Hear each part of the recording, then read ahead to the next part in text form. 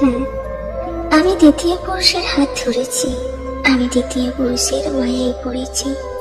তাই বলে এই নয় যে আমার চরিত্র খারাপ, আমি চরিত্রহীন মেয়ে।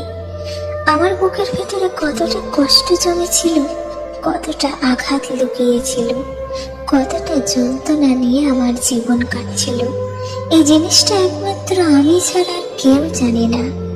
কেন দ্বিতীয় পুরুষের হাত ধরেছি, কিসের জন্য ধরেছি, এই জিনিসটা কখনোই জানার চেষ্টা করে না একটা বিবাহিত মেয়ের কাছ থেকে। সবাই দেখে যে বিবাহিত মেয়ে হয়ে কেন দ্বিতীয় পুরুষের হাত ধরেছে, কিন্তু একটা কথা কি জানেন, একটা মেয়ে যখন একটা দায়িত্বহীন স্বামীর সংসার করে, একটা অত্যাচারীর স্বামীর সংসার করে, তখন সেই মেয়েটাই জানে তার জীবনটা কিভাবে কাটে।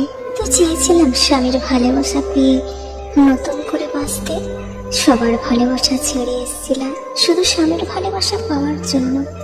কিন্তু সেখানে এসে দেখি স্বামীর ভালোবাসা আমার ভাগ্যে নেই, আছে শুধু অবহেলা।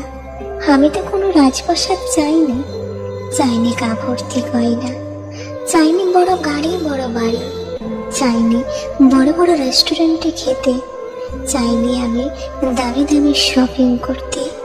চেয়েছিলাম শুধু একটু স্বামীর ভালোবাসা, একটু কেয়ার করা। সেটাই যদি আমার স্বামীর কাছে অনেক দামি হয়ে পড়ে, তাহলে তো আমারও বাঁচার ইচ্ছে আছে।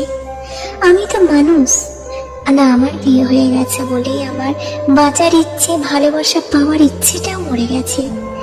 আমি দ্বিতীয় পুরুষের হাত ধরেছি, দ্বিতীয় পুরুষের মায়ায় পড়েছি, তার দায় শুধুমাত্র আমার স্বামী।